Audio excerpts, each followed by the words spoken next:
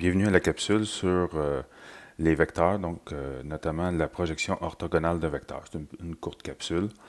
Alors, voici ce que nous verrons dans cette capsule, comment faire la projection orthogonale du vecteur qui est représenté ici sur un axe. Ça peut être une droite, ça peut être aussi un autre vecteur, donc l'axe supportant le vecteur. Alors, commençons par la projection d'un point sur un axe. Donnons-nous une droite, on va appeler D, et un point qu'on va appeler M. On appelle projection orthogonale d'un point M sur une droite D, le point, on va l'appeler H, qui est l'intersection de la perpendiculaire à la droite. En voici le projeté orthogonal du point M sur la droite D. Maintenant, on peut en revenir au cas qui nous intéressait tout à l'heure, faire la projection d'un vecteur sur une droite.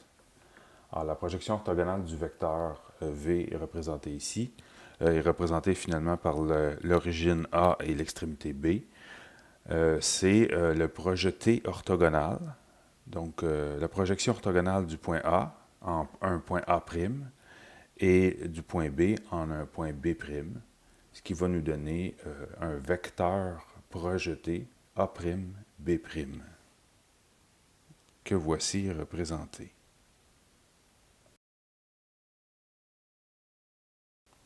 Étudions maintenant le troisième cas, le cas particulier où l'origine du vecteur se trouve sur la droite, comme représenté ci-dessous. Il est important de noter que dans le cas précédent, lorsqu'on faisait la projection d'un vecteur sur une droite, mais que le vecteur ne touchait pas à la droite, comme contrairement au cas qu'on a présentement, on peut toujours prendre une droite parallèle et l'amener pour le rendre dans ce cas particulier-là. Lorsqu'on aura à déterminer le projeteur orthogonal, déterminer les dimensions, on peut toujours faire comme ici. Alors, ce qui nous intéresse ici, c'est évidemment le projeteur orthogonal. Alors, je vais abaisser une perpendiculaire, tout simplement, ce qui nous crée un triangle rectangle. Et on va appeler B', le projeté orthogonal du point B sur la droite, comme on a vu dans le premier cas. Et le vecteur qu'on va créer, le vecteur projeté, je vais le faire en rouge qu'on voit mieux, ce sera le vecteur OB'. Voilà. Maintenant, si on s'intéresse au vecteur OB', on voudrait, par exemple, calculer sa norme, c'est-à-dire sa longueur. Bien, tout ça va dépendre de l'angle, donc de l'orientation du vecteur, donc la différence entre l'angle, l'orientation de la droite et du vecteur par rapport à la droite. Alors, je l'appelle θ, on appelle souvent θ, tiens, je vais dire, cette fois-ci, on va changer de lettre. Je vais aller prendre un angle alpha. Alors, on se trouve à avoir un angle par rapport à la droite. Et si on connaît l'orientation de la droite, donc on peut connaître son angle. Alors, disons que cette fois-ci, l'orientation de la droite est donnée par soit un angle, par exemple ici θ, ou ça peut être deux points de la droite qui nous donnerait possibilité de calculer l'angle de toute façon. On va examiner ces deux cas-là dans des exemples. Alors voici le premier exemple. Donc on a une droite dont on ne connaît pas l'orientation, mais plutôt c'est remplacé par une pente. Alors ici on a l'orientation du vecteur qui est donnée de façon standard, donc par rapport à une droite imaginaire située à l'origine, située à droite de l'origine de façon horizontale, donc et mesurée dans le sens anti-horaire. C'est comme ça qu'on devrait le mesurer. Alors ici, ben, ce qu'on désire calculer, c'est la norme du vecteur projeté. Alors, on peut déjà se le représenter. Si on imagine la projection orthogonale de l'origine de l'extrémité du vecteur. J'ai oublié de le nommer, mais disons que ce vecteur s'appelle le vecteur W. Voilà. Et on n'est pas obligé, mais on va aller nommer l'extrémité, disons U. Alors, on va obtenir le projeté orthogonal de U sur la droite. Ça va donner le point U'. Voilà. Et le vecteur projeté, ça va être ce vecteur-là ici que je vais tracer en rouge. Ici, et je vais l'appeler le vecteur W'. D'accord. Si j'avais l'origine, en réalité, je peux nommer l'origine. Je vais le nommer O pour origine. Ici, là, on manque un peu de place. Disons O. Alors, on pourrait dire que le vecteur W', c'est le vecteur OU', si on veut. Alors voilà, ce qu'il nous faut maintenant pour être capable de trouver la norme du vecteur W, c'est ce qu'on désire trouver, norme du vecteur W. On a une petite situation où on a un triangle rectangle à résoudre, que voici. Alors, triangle rectangle, ça nous prend la norme de W, que je vais donner dans un instant, et ça nous prendrait soit cet angle, ou cet angle, par trigonométrie. Et évidemment, ça va être celui-là qui va être plus facile à obtenir. Et pour l'obtenir, ça va nous prendre l'angle qu'on pourrait associer à l'inclinaison de la droite, qu'on va aller calculer via la pente de moins 4 tiers. Alors, commençons par la pente du vecteur, voyons la norme du vecteur W que je vais fournir. Alors, disons que le vecteur W a une norme de 80. Et nous, on cherche la norme du vecteur W'. C'est ce qu'on cherche. Voilà. Alors, point de départ, la pente de moins 4 tiers, on transforme ça en une orientation, en un angle. Donc, un petit rappel, moins 4 tiers, c'est un delta Y sur un delta X qui valent respectivement, qui font un rapport de moins 4 tiers. Donc, moins 4 par rapport à 3 ici. Alors, comprenez que dans le fond, tout ça, on peut transformer ça en triangle. C'est un triangle rectangle. Et nous, on veut avoir l'orientation du vecteur.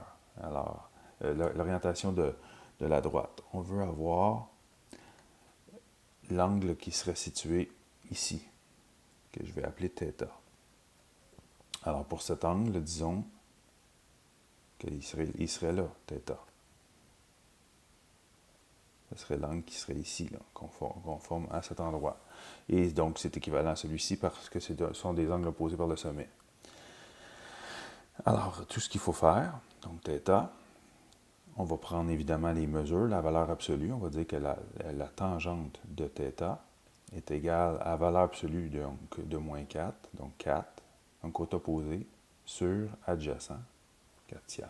Fait qu'on va dire que θ, c'est l'arc tangente de 4 tiers qu'on peut aller calculer. Ce qui nous donne environ 53 et 1/10 de degré.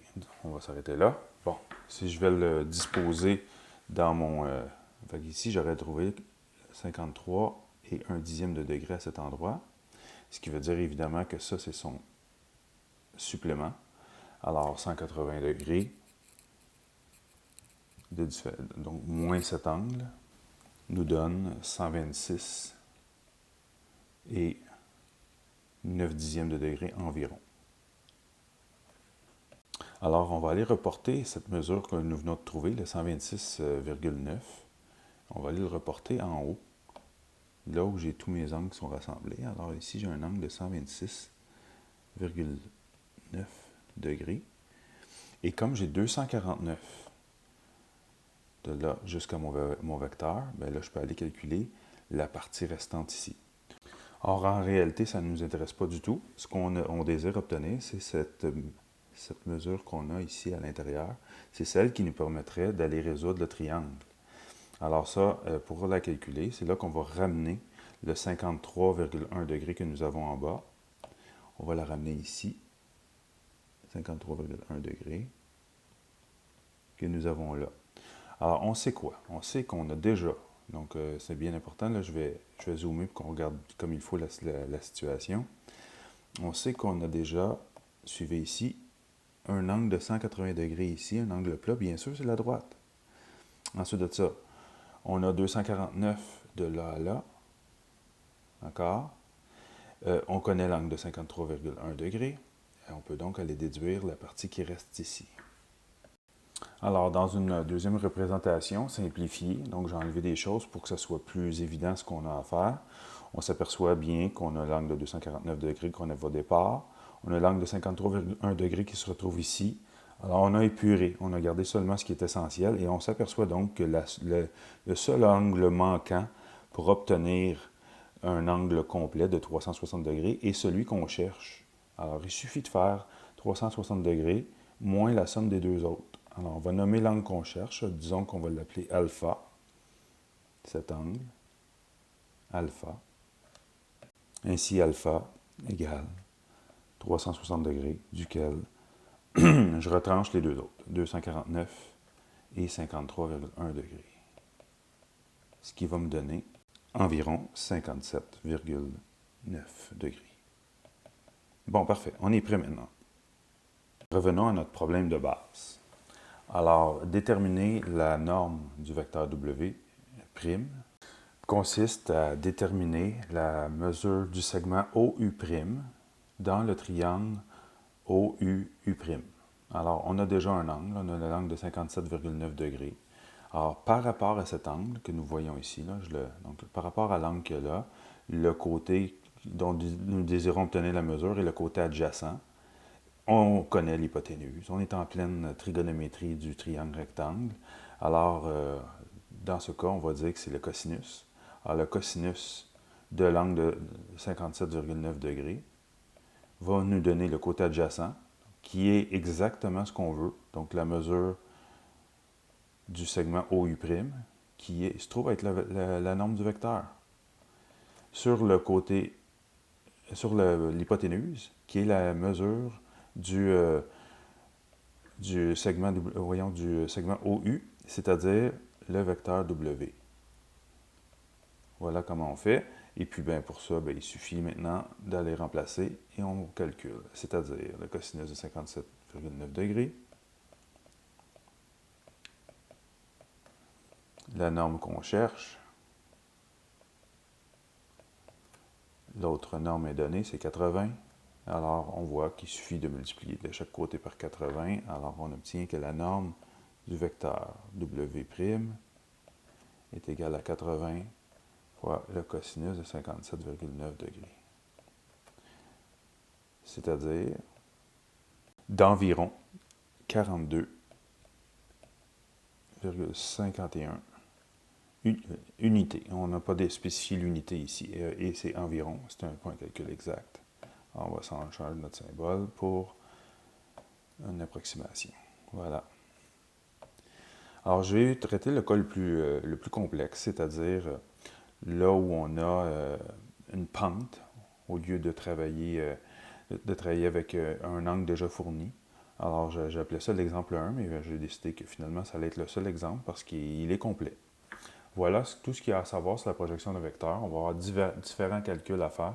On va beaucoup se servir de ça en physique, notamment avec la notion de force efficace. Donc, imaginez où on traîne une charge sur un plan incliné, puis on se demande quelle est la force efficace, donc celle qui sert à monter un chariot sur le plan incliné.